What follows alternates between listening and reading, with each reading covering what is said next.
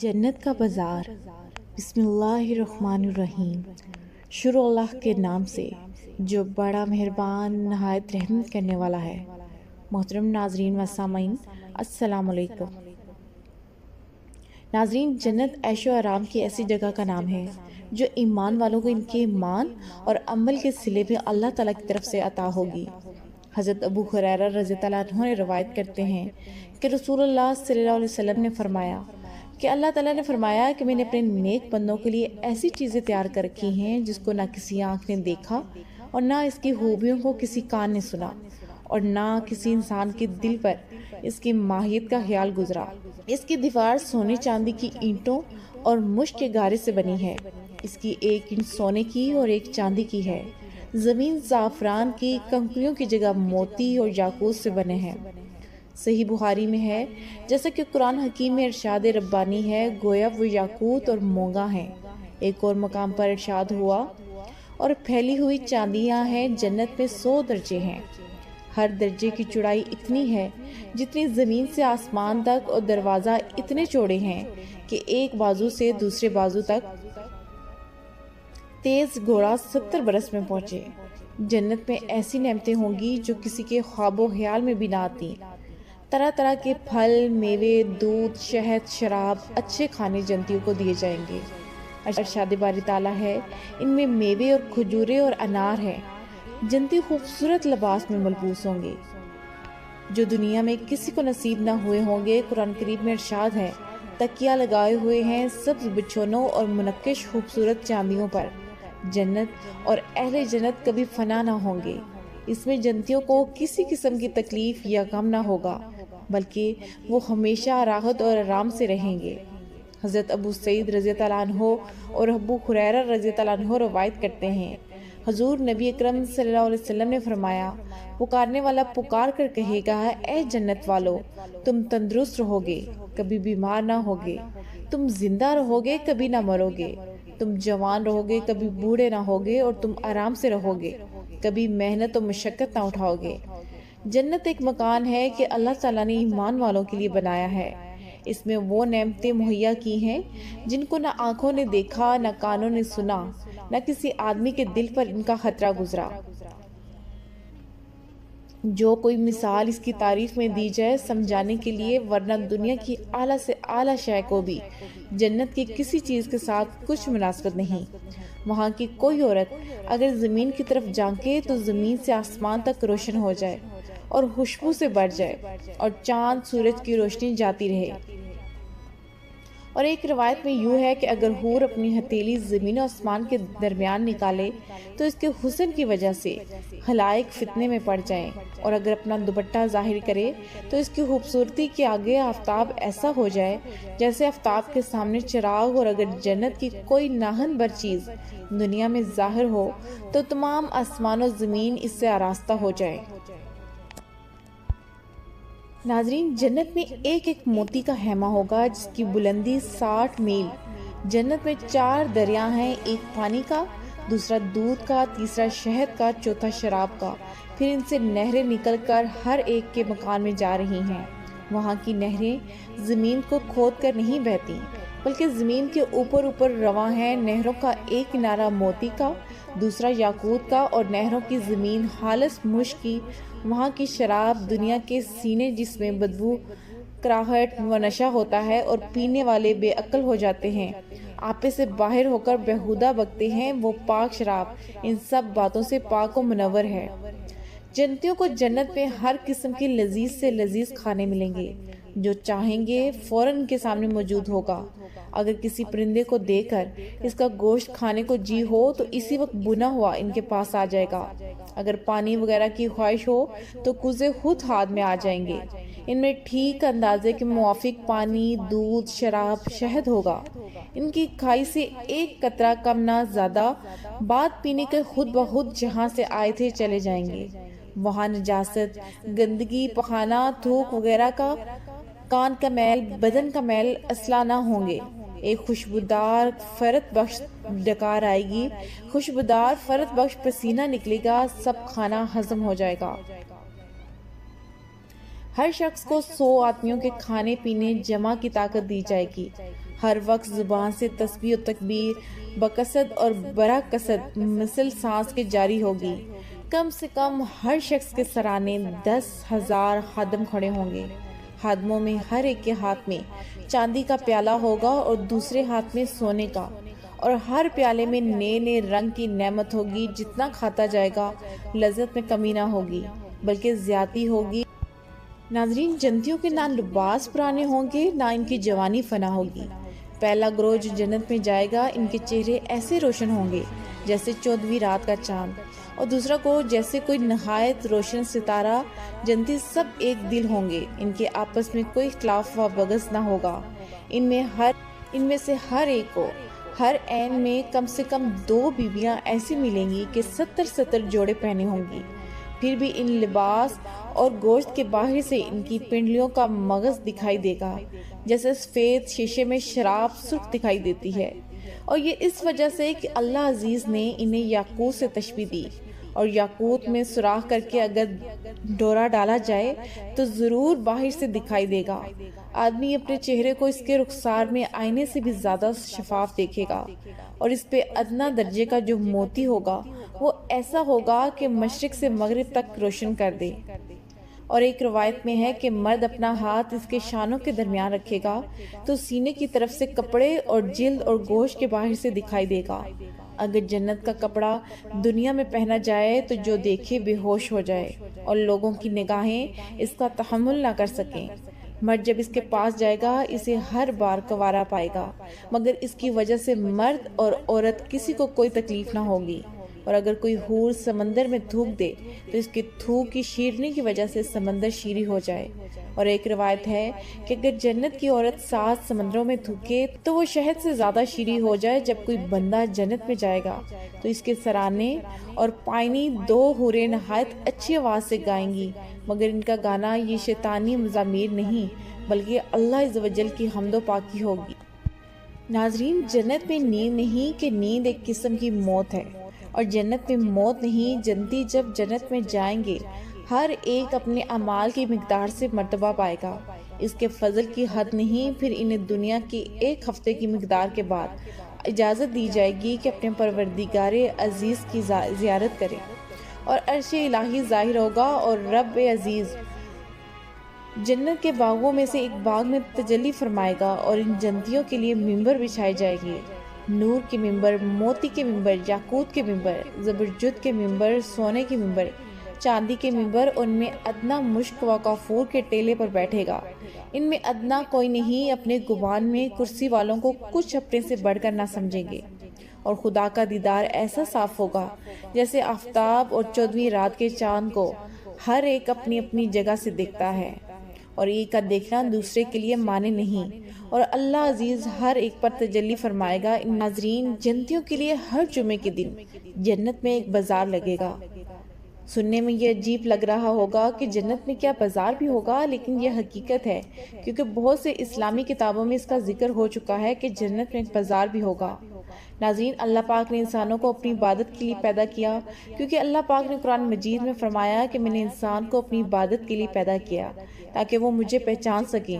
ہمارا دین میں آنے کا مقصد ہے کہ ہم اللہ پاک کی عبادت کریں اور زندگیوں کو حضور نبی کریم صلی اللہ علیہ وسلم اور اللہ کے بتائے ہوئے احکامات کے اوپر گزاریں۔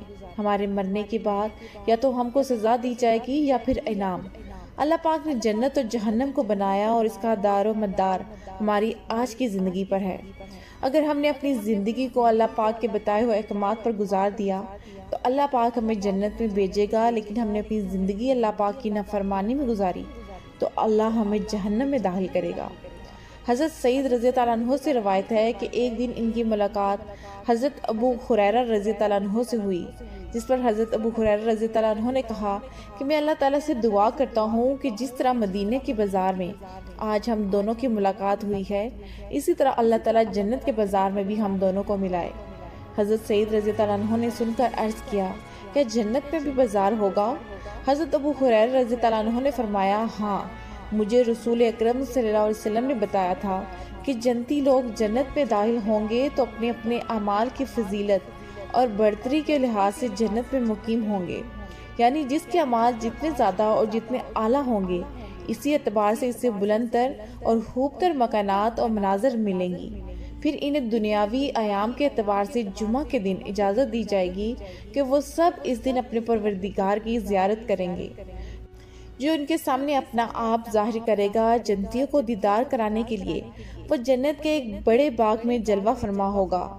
اس باغ میں مختلف درجات کے ممبر، یعنی نور کے ممبر، موتیوں کے ممبر، یاقوت کے ممبر، سونے کے ممبر اور چاندی کے ممبر رکھے جائیں گے، جن پر جنتی بیٹھیں گے، یعنی جو جنتی جس مرتبے کا ہوگا وہ اسی لحاظ سے اپنے ممبر پر بیٹھے گا۔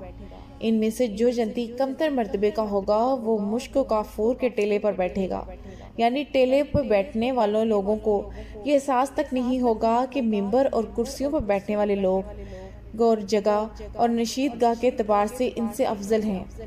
حضرت ابو ہریرہ رضی اللہ عنہ کہتے ہیں کہ میں نے دریافت کیا کہ یا رسول اللہ صلی اللہ علیہ وسلم، کیا ہم اس دن اپنے پروردگار کو دیکھ سکیں گے؟ آپ صلی اللہ علیہ وسلم نے فرمایا، ہاں یقیناً، کیا تم دن میں سورج کو اور 14ویں رات میں چاند کو دیکھنے میں کوئی شبہ رکھتے ہو؟ ہم نے عرض کیا کہ ہرگز نہیں۔ تو آپ صلی اللہ علیہ وسلم نے فرمایا، اسی طرح اس دن اپنے پروردگار کو دیکھنے میں کوئی شک و شبہ نہیں ہوگا۔ دیدار الہی کے اس محفل میں کوئی شخص ایسا نہیں ہوگا جس سے پروردگار تمام ہجر بات اٹھا کر براہ راست ہم کلام نہیں ہوگا، یہاں تک کہ اللہ تعالیٰ حاضرین میں سے ایک شخص کو مخاطب کر کے فرمائے گا، اے فلاں بھی فلاں، کیا وہ دن تجھے یاد نہیں جس دن تو نے گناہ کیا تھا؟ اللہ تعالیٰ اس کو اس کی عہد شکنیاں یاد دلائے گا جس کا اس نے دنیا میں ارتکاب کیا ہوگا۔ تب وہ شخص عرض کرے گا، میرے پروردگار، کیا آپ نے میرے وہ گناہ بخش نہیں دیے؟ پروردگار فرمائے گا، بے شک میں نے تیرے وہ گناہ معاف کر دیے ہیں، اور تو میری اسی معافی کے نتیجے میں آج اس مرتبے کو پہنچا ہے۔ پھر وہ لوگ اسی حالت اور مرتبے پر ہوں گے کہ ایک بادل آ کر ان پر چھا جائے گا اور ایسی خوشبو برسائے گا کہ اس جیسی خوشبو انہوں نے اس سے پہلے کبھی کسی چیز میں نہیں پائی ہوگی۔ اس کے بعد ہمارا پروردگار فرمائے گا، اٹھو اور اس چیز کی طرف آ جاؤ جو ہم نے تمہاری عظمت کے باعث تیار کر کی ہے، اور تم اپنی پسند اور خواہش کے مطابق جو چاہے لے لو۔ حضرت محمد صلی اللہ علیہ وسلم نے فرمایا، جنتی لوگ اس بازار میں پہنچیں گے جس سے فرشتے گھیرے ہوئے ہوں گے۔ اس بازار میں ایسی ایسی چیزیں موجود ہوں گی نہ کبھی کسی آنکھ نے دیکھی ہوں گی اور نہ کسی کان نے سنی اور نہ کسی دل میں ایسا تصور آیا ہوگا۔ پھر بازار میں سے وہ چیزیں ہمیں اٹھا کر دے دی جائیں گی جن کی ہم خواہش کریں گے، حالانکہ اس بازار میں خرید و فروخت جیسا کوئی معاملہ نہیں ہوگا۔ نیز اس بازار میں تمام جنتی آپس میں ایک دوسرے سے ملاقات کریں گے۔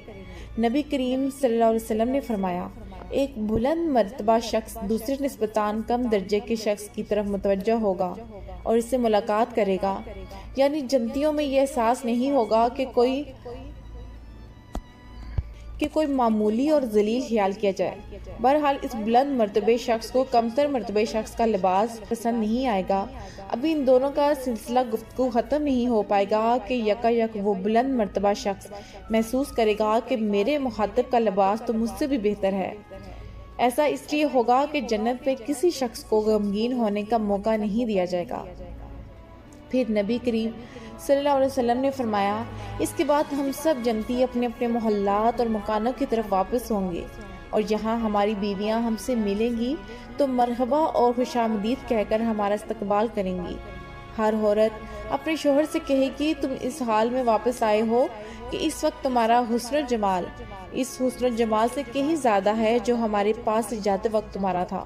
وہ اپنی بیویوں سے کہیں گے، آج ہمیں اپنے پروردگار کے ساتھ بیٹھنے کی عزت حاصل ہوئی ہے، جو جسم اور بدن اور حسن و جمال کی ہر کمی کو پورا کرنے والا ہے۔ جنتی بازار میں جنتی حضرات کے لیے خوبصورت شکلوں کی مثالیں بنائی گئی ہیں۔ جنتیوں میں سے جب کوئی کسی شکل کو پسند کرے گا تو وہ اسی شکل میں ہو جائے گا، پھر وہ اپنی بیویوں کی طرف لوٹے گا۔ جب وہ اس کو دیکھے گی تو کہے گی، اے ولی اللہ، میں نے تو آپ کو آج اس سے زیادہ حسین کبھی نہیں دیکھا، آپ کہاں تھے؟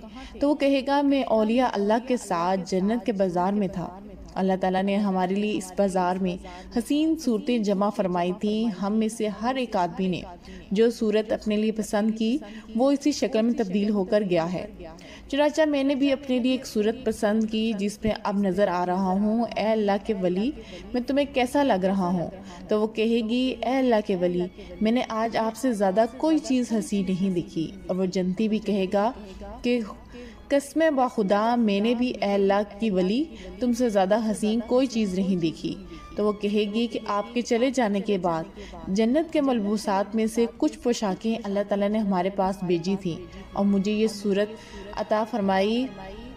اے اللہ کے محبوب، اب آپ کو کیسی لگ رہی ہوں؟ تو وہ کہے گا، میں نے آج تم سے زیادہ حسین کوئی چیز نہیں دیکھی.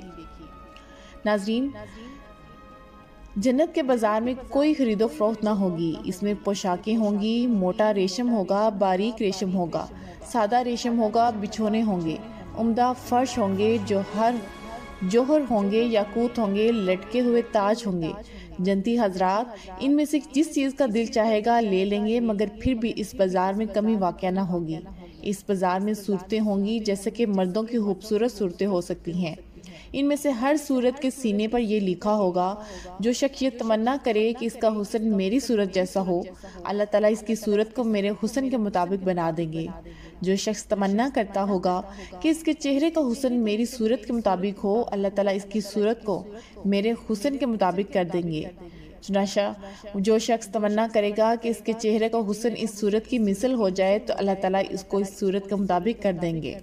سبحان اللہ. بازار کی تجارت. حضرت ابن عمر رضی اللہ عنہ فرماتے ہیں کہ جناب رسول اللہ صلی اللہ علیہ وسلم نے ارشاد فرمایا، اگر اللہ تعالیٰ جنت والوں کو تجارت کرنے کی اجازت دی تو وہ ریشم اور عطر کی تجارت کریں گے.